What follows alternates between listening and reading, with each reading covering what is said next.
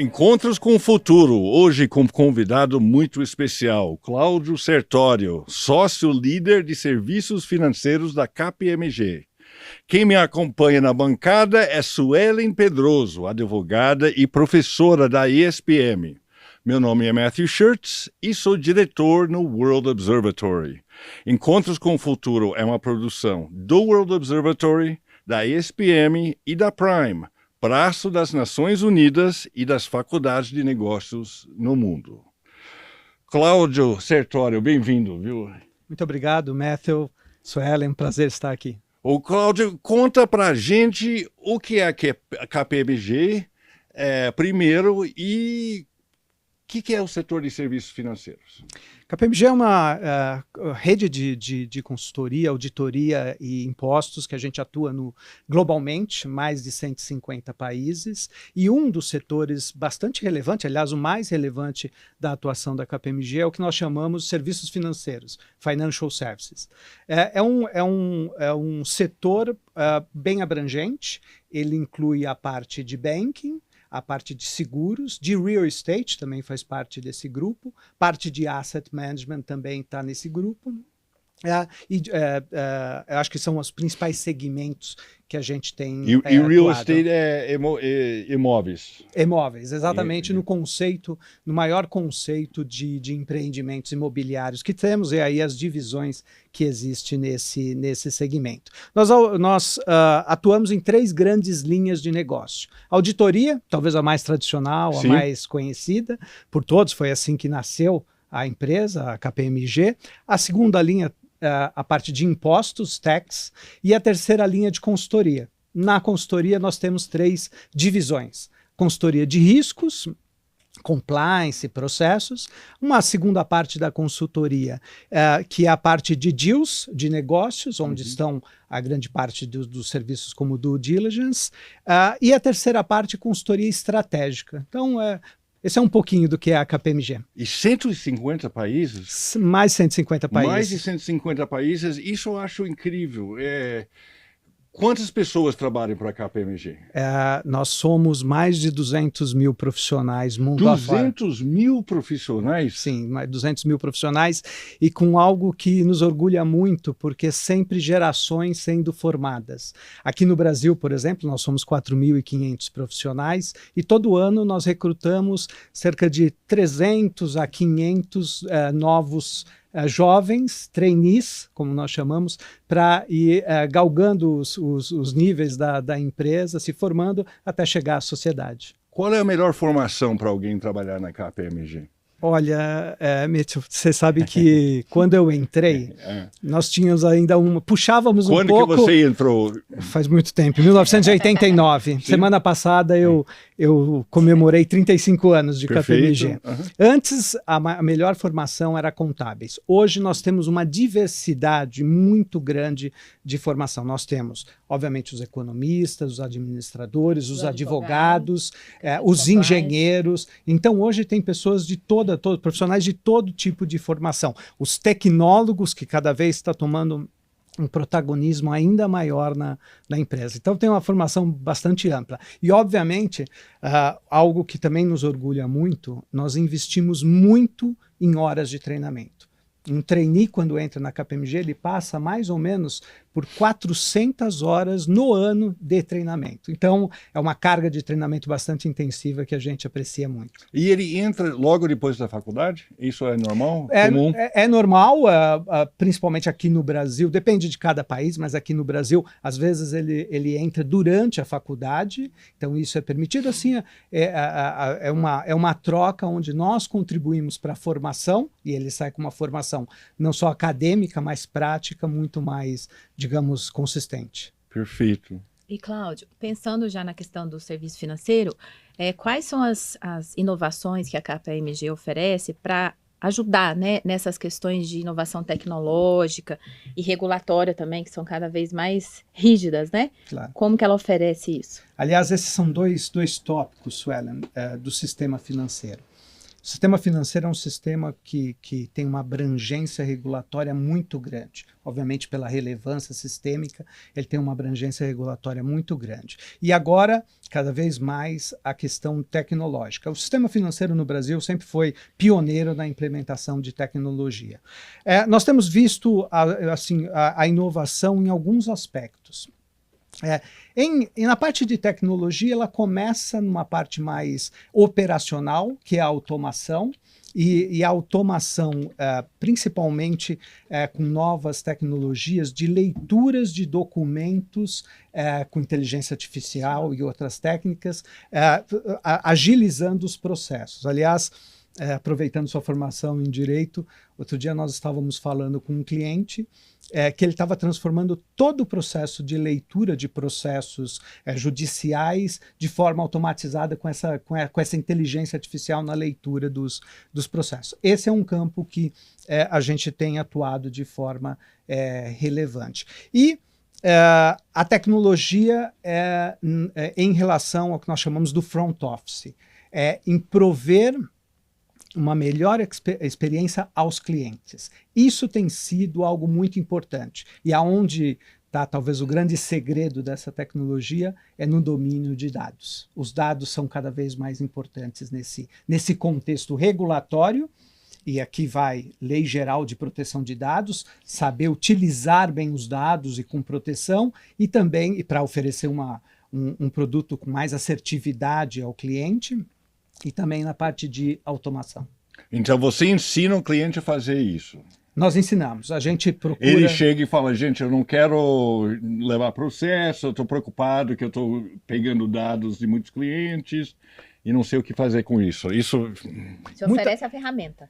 Muitas vezes eu acho que o grande objetivo dos clientes é tratar de forma preditiva o que pode acontecer. Então, essas leituras, e também acertar nas decisões, ou nas decisões internas, eu me refiro, que possam ser tomadas. Então, o que os clientes querem é agilizar processos, fazer uma leitura mais assertiva com o máximo de informações possíveis.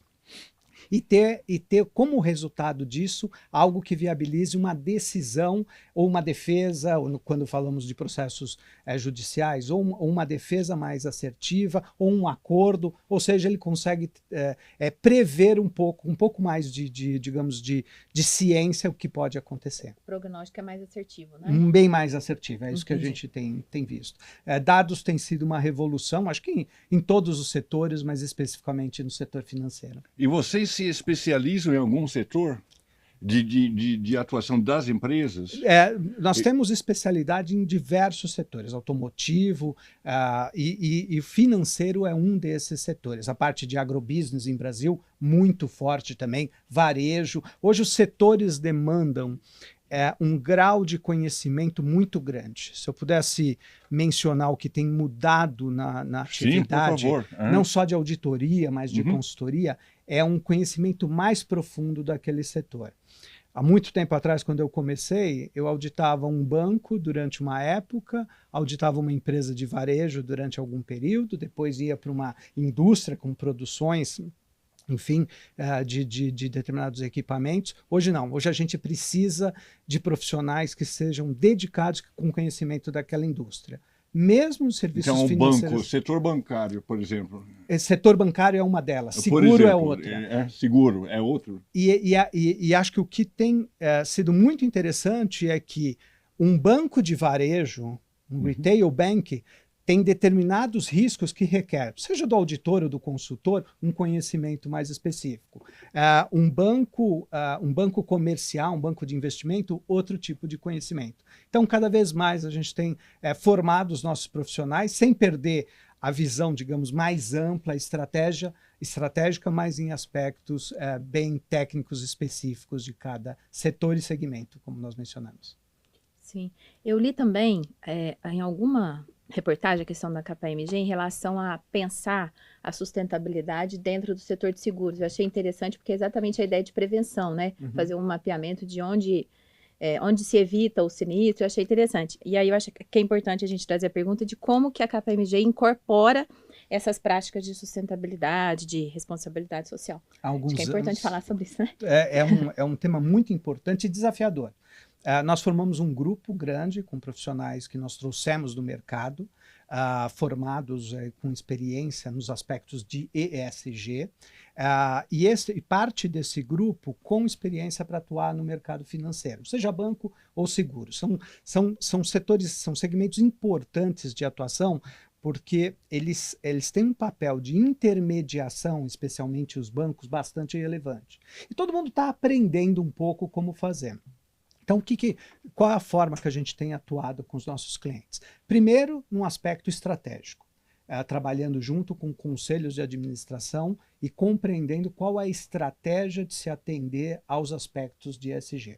Depois, talvez um segundo nível, que é o operacional. Então, quando você menciona, Suelen, a parte de riscos em seguros, em quais ramos eu vou atuar e quais são os riscos, talvez de ambientais, por exemplo, que possam estar impactando mais este ou aquele ramo. E por fim, algo que está cada vez mais forte, um pouquinho mais recente, que é a medição.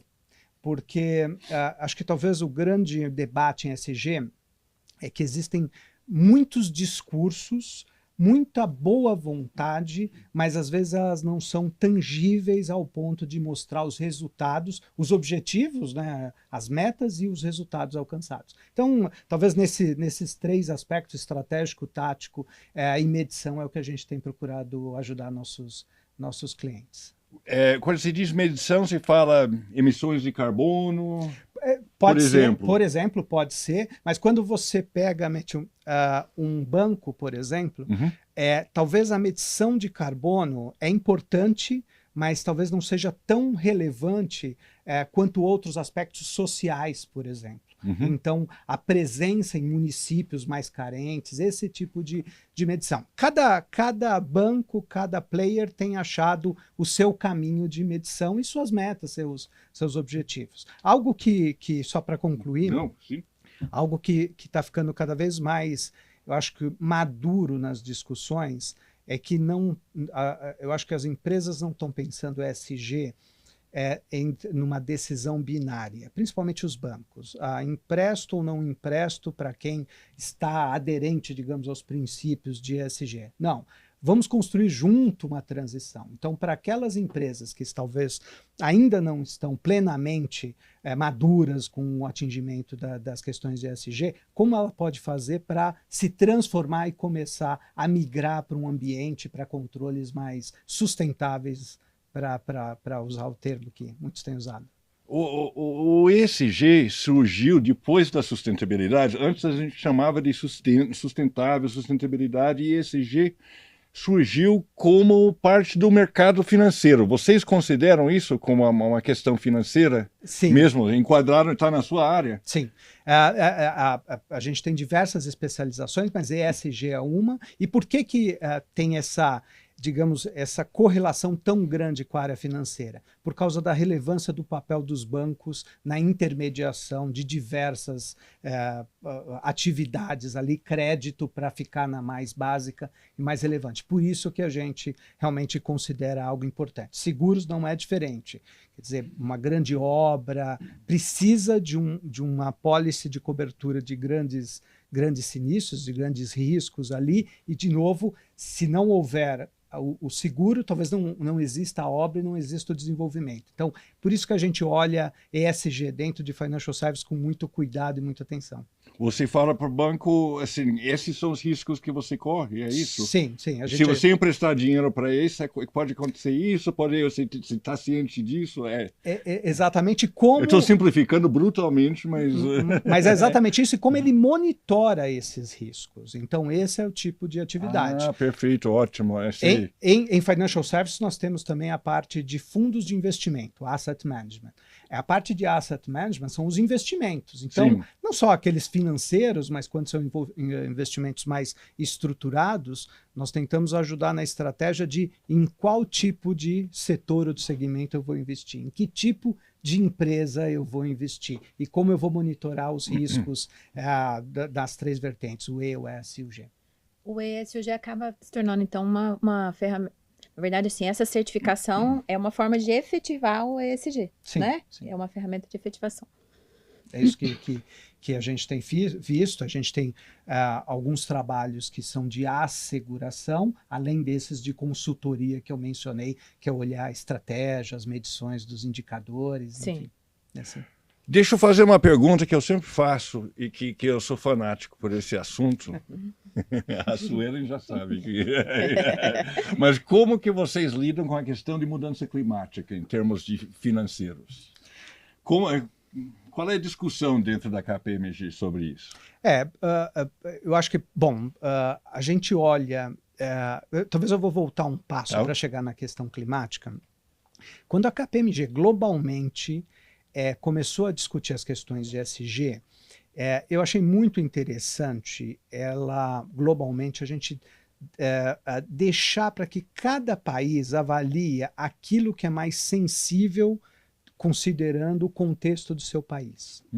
O que eu quero dizer com isso? Tem países que as questões sociais, e o Brasil é um deles, é muito mais sensível talvez que outras questões de governança ou a parte ambiental, parte climática. Então, esse acho que é um passo importante. No Brasil, a gente se pautou por duas questões importantes. A parte social, e o DNA da KPMG ele é muito de formação de pessoas e de inclusão social, seja no aspecto de raça, gênero, mas também classes sociais. Eu acho que essa formação, esse desenvolvimento.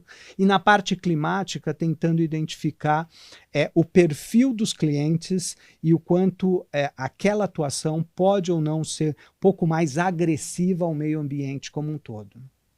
E aí sim começar a construir uma jornada. Não é fácil você modificar uma planta de produção ou você cortar uma linha de investimento. Você pode causar danos sociais, com perda de emprego, priorizando uma questão ambiental. Então, o que a gente procura fazer junto com os clientes é construir uma jornada. Em quanto tempo? Deveria ser um tempo razoavelmente curto, mas tem projetos de curto, médio e longo prazo, é feita essa transformação. E em quais objetivos se pretende chegar. Perfeito. E para o futuro, o que você enxerga como as principais tendências e mudanças aí que a KPMG prevê no setor financeiro? Eu acho que o setor financeiro ele tem sido novamente pioneiro em três aspectos importantes. Eu acho que inteligência artificial, uso de nuvem e de dados. Para mim, esses três aspectos eles devem provocar o que vem daqui para frente no sistema financeiro. Principalmente o uso de dados. Eu acho que a discussão que tem tomado um pouco mais de relevância agora é o uso de dados, não só sobre o aspecto de proteção de dados, mas o uso ético dos dados. Você se utilizar de dados financeiros, de outros dados gerais, por exemplo, para conceder um empréstimo, mas que aquilo não fira aspectos éticos de concessão. Não manipule, né? Sem manipulação, mas também sem criar barreiras para determinados grupos. Então, eu acho que nesse contexto. E seguros também é da mesma maneira. Fazendo isso e tomando proveito do uso de dados para entregar aos clientes uma melhor experiência, um serviço mais assertivo, eu acho que é o que eu prevejo que aconteça daqui para frente. Não é fácil, tá? Dados, sempre que a gente se depara com departamentos que fazem análise de dados, no meu modo de ver, dados é algo empolgante. Então, para se perder nos dados também é muito fácil. Então, estruturar os dados, você tornar dados consistentes, você limpar a sua base de dados para você pegar exatamente aquilo que você precisa, eu acho que deve ser o que mais vai provocar o sistema financeiro daqui para frente. E a inteligência artificial? A inteligência artificial é um desafio bastante relevante que nós estamos enfrentando agora. Eu acho que ela traz componentes, como eu mencionei, de leitura de documentos, mas a inteligência artificial, para interagir com o cliente, eu acho que o que está mais provocando todos os cientistas de dados a pensar nisso agora. Então, ela deve mudar. E aqui tem-se um debate bem relevante, de novo, sobre quais são os limites do uso da inteligência artificial. Tem um dado que eu acho curioso. Nós temos diversas empresas no sistema financeiro, algumas mais recentes. Mas quando a gente pega um banco incumbente, normalmente esse banco tem de 4 a 5 gerações de pessoas, de clientes naquele banco. Então, às vezes, provocar um cliente com a inteligência artificial, um cliente mais novo, um jovem que está entrando, ele talvez seja um pouco mais fácil do que provocar alguém que já passou de uma determinada idade. Então, não é fácil lidar com inteligência artificial de forma homogênea. Perfeito. Cláudio, muito obrigado. Foi uma conversa muito interessante e agradeço a sua presença aqui, viu? Muito obrigado, Marcelo.